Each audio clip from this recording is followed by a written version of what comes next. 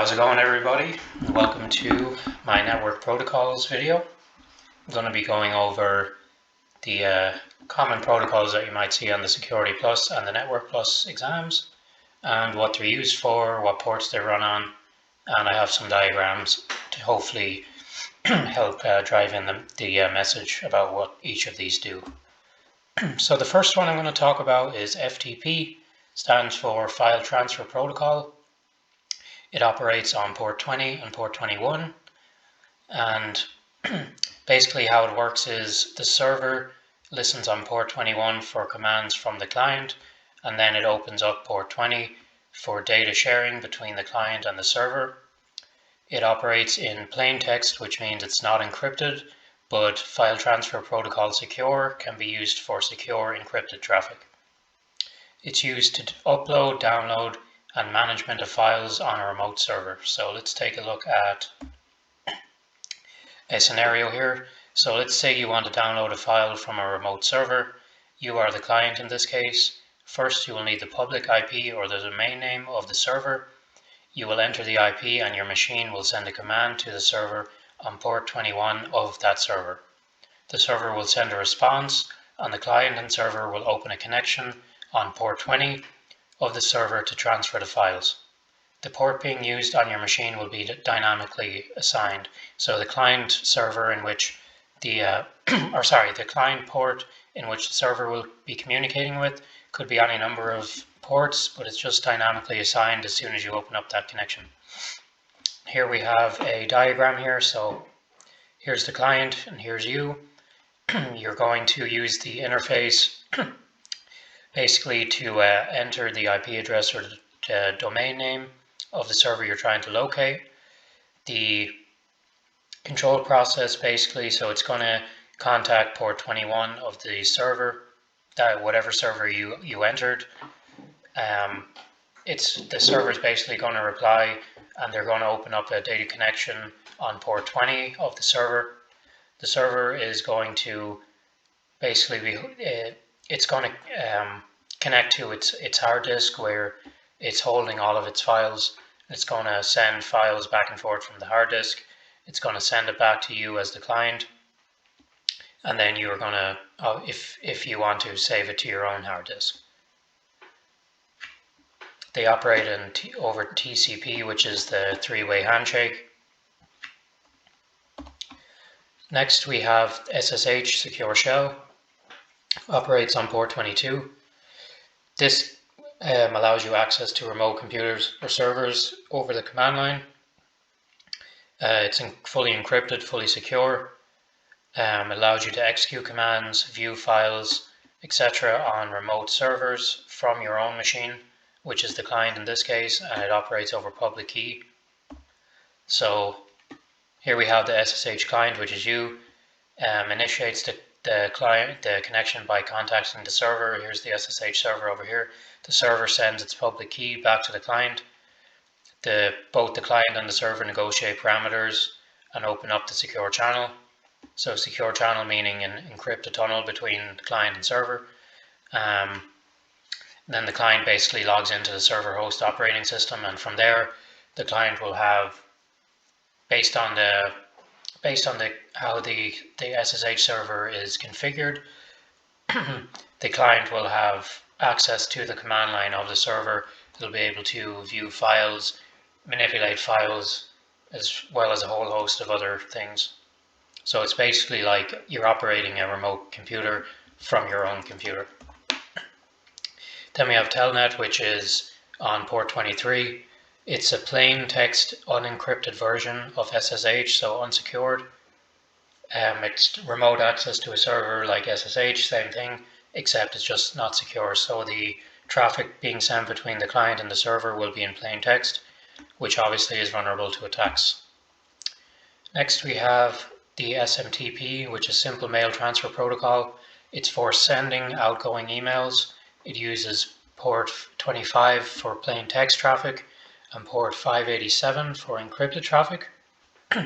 When you log into your email client, for example Gmail or Outlook, and send an email, so click send, the email client, which is in your case Gmail, Outlook, whatever client you're using on your machine, It'll send a command to the email server, which is listening at port 25 or 587, with the address of the recipient, so whoever you're sending your email to, and the other necessary information such as the contents of the email, etc. The email server will then notify the email client of the recipient. So with SMTP, it's just referring to sending outgoing emails. It's going from your email client to an email server, and the server is listening at 25 or 587. Here I have a diagram. Here's the sender. It's going to send an SMTP request or to your own, like if you're the sender in this case, this will be your email server. So if you're using Gmail, the client will send an SMTP request to the Gmail email server. The email server will then send its own SMTP request to whoever the recipient's mail server over the internet, and then from there the receiver will be able to download the email from that server over POP3 or IMAP, which are two different protocols for receiving emails, which we'll get into here in a second. So POP3, Post Office Protocol, it operates on port 110 for plain text and port 995 for encrypted. It's used just for receiving emails. So to receive an email, you will log onto your email client and poll the email server you are connected to. If you have an email waiting at the server will respond to the poll at the POP3 port, either 110 or 995, with the email data, and your email client will download the email to your account. So with POP3, you have to, in order to receive your email, you'll have to log into your client, you'll have to poll the email server, and if there is an email there waiting for you, from there the server will send you the email. So here we have another diagram here. So the sender is going to use SMTP. It's going to use its own mail server provided by its email service provider. It's going to use the IP address of the recipient to find the recipient's mail server over the internet. It's going to send its own SMTP request. The email server will then be holding on to the contents of the email. The receiver will do a poll on the email server, and from there the mail server will do a POP3 to the receiver, to the receiver's client, and so it downloads the email. Then we have IMAP, which replaced POP3, Internet Message Access Protocol, operates on port 143 for plain text and 993 for encrypted. It's used for receiving emails like POP3, but just with more functionality.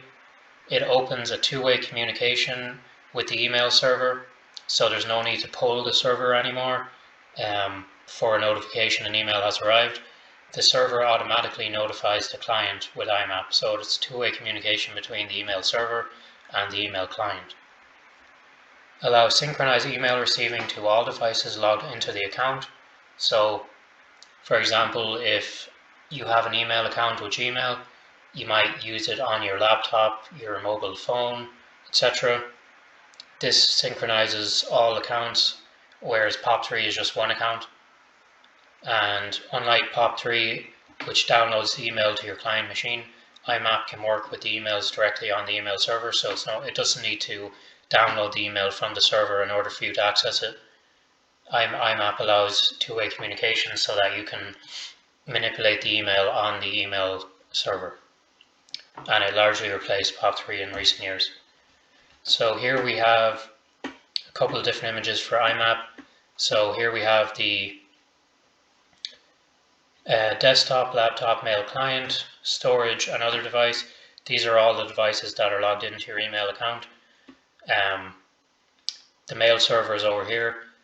The IMAP has a two-way communication between the email message and the email server, so it's a two-way communication here. And then this is just showing all the different devices that can be synchronized. Oh, and then here, IMAP, you see these arrows, two-way communication. Here's the server. Here's the two clients. Two-way communication between both. With POP3, it's just a one-way. So either the clients will poll the server will then respond with the email, but it doesn't allow for two-way communication. Then we have Trivial File Transfer Protocol. It's on port 69. It only has two operations, which is read and write files, so upload and download basically. So it's used for when you need to keep overhead low and simplicity matters in transferring files, and it transfers files between devices on LAN, local area network, or wide area network, the internet, when you know the IP address of the server. Here's a little image here. Here's the client application. It sends a request to the Trivial File Transfer Protocol server. The server will respond to the request over port 51,000, and it will be able to either read or write files between the client and the server. Network Time Protocol, NTP, it operates on port 123. Devices connect to the NTP server to get the precise time. So depending on your configuration, the device will periodically send a request to an NTP server and port 123 for a time update. And when the device is powered off or not connected to the internet, it will use real-time clock for timekeeping. So if you're connected to the internet, you can send a request out to an NTP server to request a precise time. If your device is not connected to the internet or powered off, it uses its own inbuilt real-time clock to keep up with the time. And here we have a diagram. So here's the host saying, give me the exact date and time, goes to the switch, goes to a router, out to the internet, it finds an NTP server, and the NTP server responds with the exact date and time. It's that simple.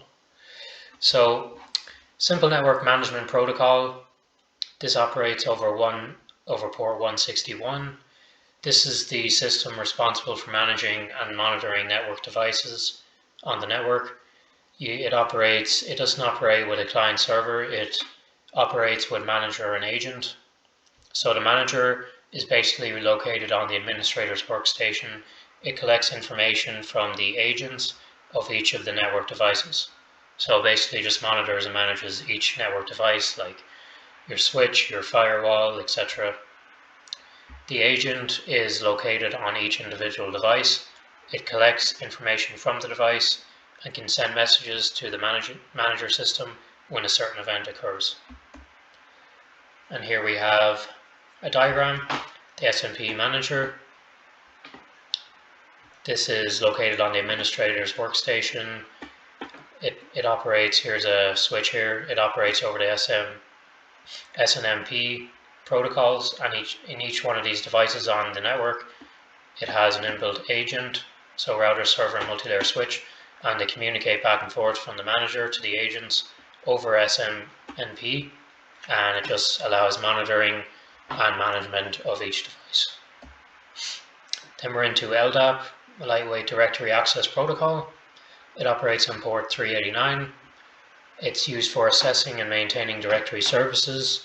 Directory services store information on users, devices, and other resources within a network. And the steps for an LDAP query.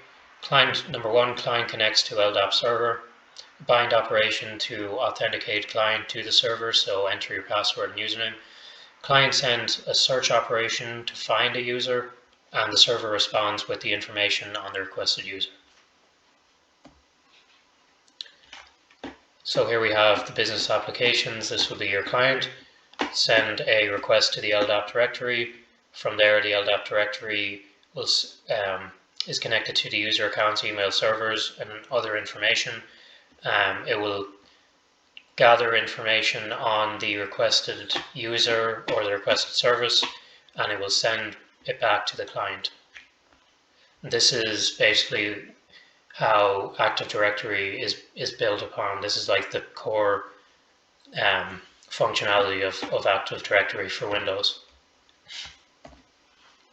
Domain name system. So this operates on port 53. It assigns readable domain names to IP addresses. This is so when users are in their browser, they don't need to remember the public IP address of each website they want to visit. The DNS server contains records matching public IP addresses with the domain name associated with them. So if you're typing in Google, instead of having to type in the IP address for Google, which nobody would remember, you can just type Google. Your DNS resolver will basically query a DNS server and it will say, do you know the IP address for Google? The DNS server will respond and send the IP address for Google. So how it works is each device that we have, where it might be our phone or laptop, whatever, it has an inbuilt DNS resolver, which will check its cache of known domain and IP pairs. So it has a list of known pairs of domain names and IP addresses. If the domain you searched for is in the resolver's cache, the browser will know what website to visit automatically and it will just go to the website. If it doesn't have it in the cache, the resolver will query a DNS server on port 53 with the domain name you requested. The DNS server will respond to the resolver with the IP address associated with the domain name, and the resolver will save the IP and domain name pair to its cache. Your browser will then be able to travel to the website. DNS servers are provided by your ISP. Their physical locations are distributed across the world. So your ISP will basically assign your network to a local DNS server. It could be located anywhere across the country, and that server basically will have records on every website that's registered on the internet. It will have its domain name, its IP address, as well as some other information such as who owns the domain name and who registered and such stuff like that. Here we have a diagram on the DNS lookup. So here's the client, which is in a browser. It sends out a request for fixrunner.com. It sends it to the DNS resolver. DNS resolver checks its cache. It doesn't contain the fixrunner website, so it's going to send a request to the root DNS server. If the root server doesn't have it, it will send a request to the top level domain server. It's looking for the IP address of fixrunner. If the top level domain server doesn't contain it, it'll go down to the authoritative name servers.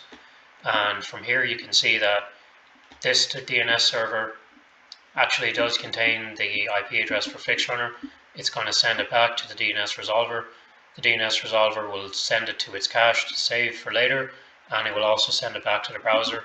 So now the browser knows, okay, now I'm just visiting 192.0.22.1, and from there it will travel to the website. Dynamic Host Protocol, DHCP. This operates on ports 67 and 68. It's used for assigning IP addresses to devices on a network. When a new device joins a network, it needs an IP address. Every device on the internet needs an IP address, or even in local networks. It will send a broadcast discovery message to all devices on the network. The DHCP server will respond with an offer of an available IP, and then the device will accept or reject the offer. The DHCP server will then send a last message with the IP's configuration and the lease time, so how long it's going to be able to use that IP address. So every time a new device joins a network, it needs an IP address, so it will send a broadcast discovery message out to all devices that are on the network. It'll hit the DHCP server. The server will respond with an offer. The device will accept it, and then the DHCP server will send out a last message with the lease time. The server itself, the DHCP server, it's usually located inbuilt into the home router, and it's provided by an ISP. Here we have a diagram. Here's the client, so this is the new user just after joining a network. It sends out a broadcast discovery to all devices on the network. The DHCP server will see this. It will respond. It contains a pool of available IP addresses, so it will pick one and send it back to the client. The client will accept it, and if it does, it will send a request back to the server, and then the server will send back an acknowledgement, and it will contain the lease time and other configuration settings. Now we have SMB, which is server message block. It's similar to FTP. It's for transferring files, but it also can transfer services like printing. It operates on 445. It shares files and services between machines. So the client will send a request for a file or a service. The server replies with the requested files. It can work over a local area network, like your local home network plugged in, or it can work across the internet. The client needs the server's public IP or domain name to find it. So to find the server, it needs the IP address of that server, and it can be used to transfer files and also services like printing. So you can print a file on a remote server that's offering SMB. Here we have a little diagram. The client sends out an SMB request. This will land onto port 445. The server will respond, and they will basically open up a connection between the two, and they'll be able to transfer files.